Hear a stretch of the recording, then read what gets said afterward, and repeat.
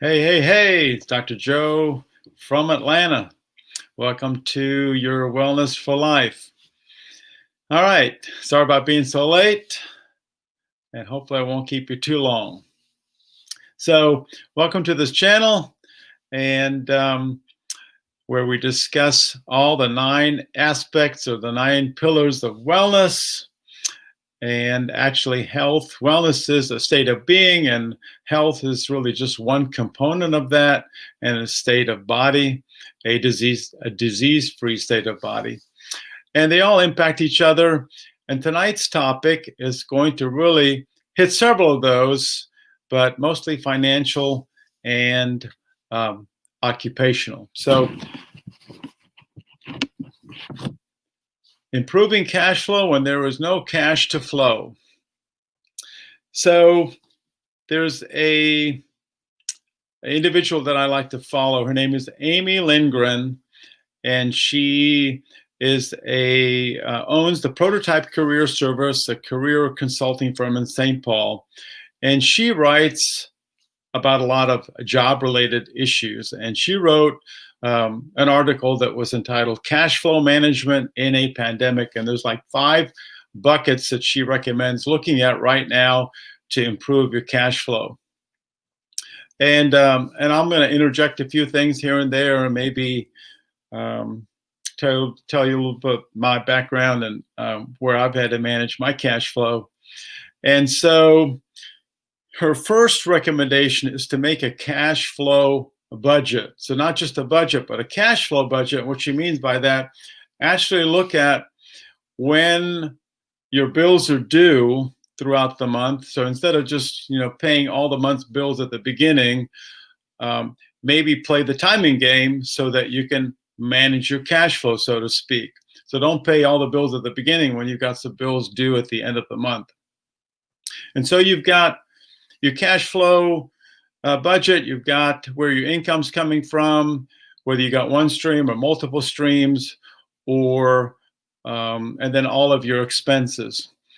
And something that I've shared with a lot of people, before I became a doctor, before I went to medical school, I actually had a degree in chemistry. And before that, actually, I was an accounting major. And long story short, I basically double majored in business and chemistry. But I tell people probably the most important course I ever took was a course called cost accounting, back when I was really just a straightforward accounting major. And what it taught me there is that your revenue needs to outpace your expenses. So whether you're running a household, or whether you're running a doctor's office, or you're running any other business, or you're running a home business, you need to be in the black. You need to have positive cash flow.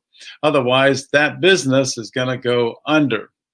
And obviously, a lot of businesses and families are struggling right now with the pandemic and quarantining and the shutting down and opening, and possibly re-shutting down in different states having different policies.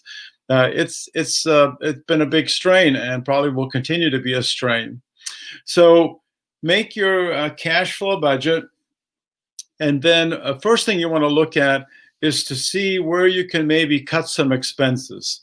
And look at all your expenses. There may be some things that you really don't need. For example, do you still have a phone line running into your house? And most of us, all of us probably by now have iPhones or smartphones. Maybe that's an expense you can cut out. So unless you look at it on paper, you may not really realize all the different things that are just flying out the window.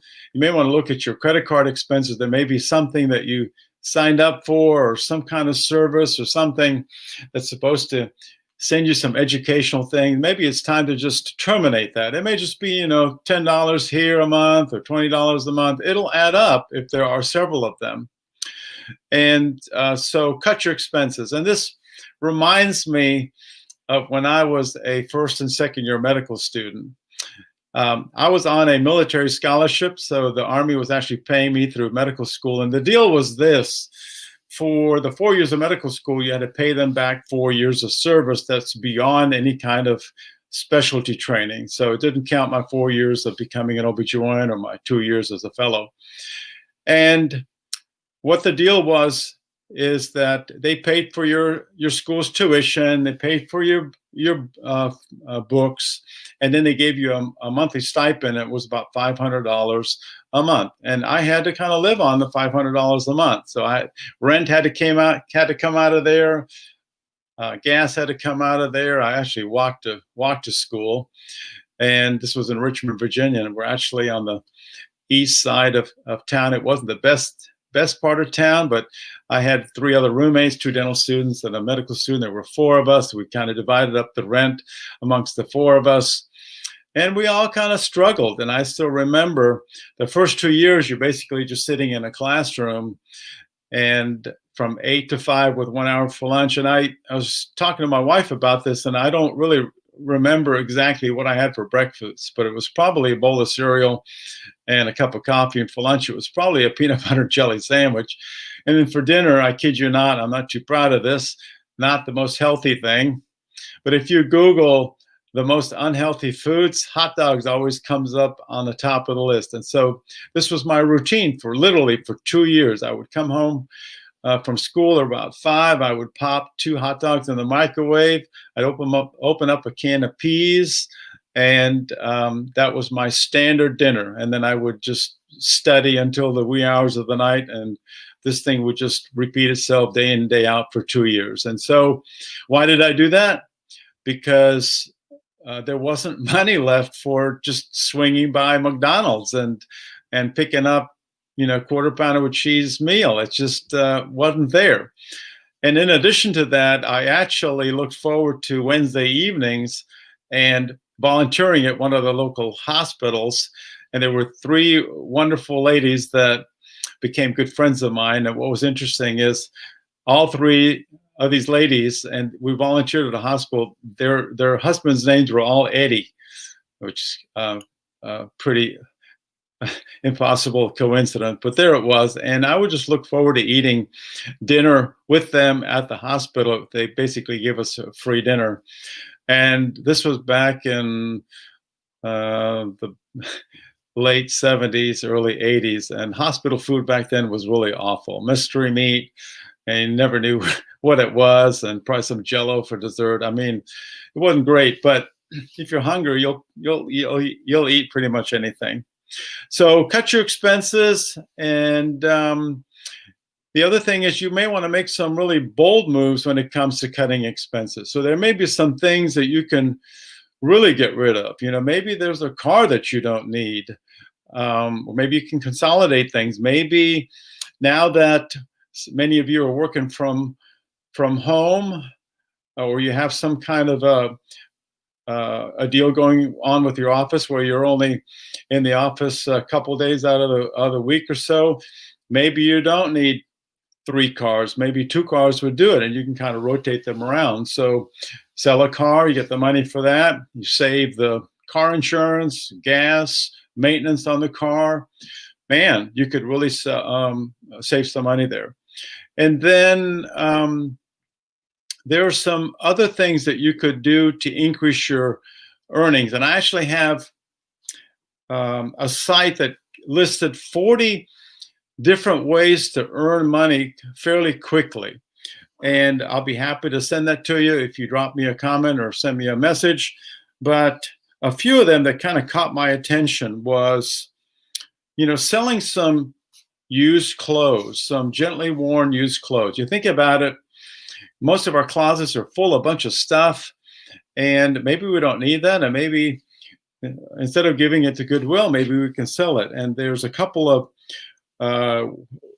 sites, ThreadUp and Poshmark, that people sell used clothes on. Maybe you can trade in your old phones or electronics. There are a couple of sites called Swappa and Gazelle. There's also Amazon Trade-In. You don't get cash for that. You get gift cards, but hey, you can buy stuff with that. And then, of course, there's also eBay. So maybe there's things that you can kind of sell. I'm not quite sure what the status is of being an Uber or Lyft driver, but you could do that to generate some extra income. You could also be a delivery person for Amazon or Uber Eats. A lot of people are not going grocery shopping. They want their stuff delivered to their house. Or you can be a driver for other delivery services like pizza places. Dave Ramsey, who's a big save your money guru, always talks about, start delivering pizzas and start generating some extra income. And by the way, there may be some things that your older kids could do to kind of help with the family finances. And a couple of those things would be being a dog walker. I love walking dog. That'd be something that I would do. But, maybe the adults have to do their job, and maybe a couple of kids that are now homeschooling or virtual schooling at home, maybe they could take a job of dog walking or babysitting or house sitting, things like that. And then there's several other things on that list. So we talked about making a cash flow budget so that you can kind of play the timing game of when these bills are due, so that you can optimize the flow of your money, so that, like I say, you can improve your cash flow. When there is no cash to flow, maybe you can flow the money, the little bit of money that you do have. Cut out some expenses, things that you really don't use or don't need anymore. Look at your credit card bills and see where you can pluck some weeds out of that. Maybe sell some bigger items. Right now, a lot of people are interested in getting gym type equipment. So there's a lot of people that are selling used gym, because a lot of the gyms are closed or downscaled, downsized, and people are interested in having some gym equipment at home. This may be a good time to unload some of that. Increase your earnings with some kind of a side job, side gig. And if you want some more ideas on that, in that area, you can message me or drop me a comment. And the final thing, according to Amy Lindgren, who is, like I mentioned, has a career consulting firm in St. Paul called Prototype Career Service, is to seek help. And many of us pay taxes, and there's some things that you might be able to tap into that you've been donating your money for. And one of them would be a dislocated worker program to help support paying some of your bills. And there's some other things. So call your local government agencies and see what's out there if you feel like you need to pursue something like that. So I hope you found this helpful. Improving your cash flow when there is no cash to flow. Drop me a comment or send me a private message, and I'll get you the list of 40 things that you can do fairly quickly to get a side gig going, get some extra cash flow going, or some other ideas. So on that note, I wish you a wonderful evening, and we'll catch you tomorrow. God bless and bye.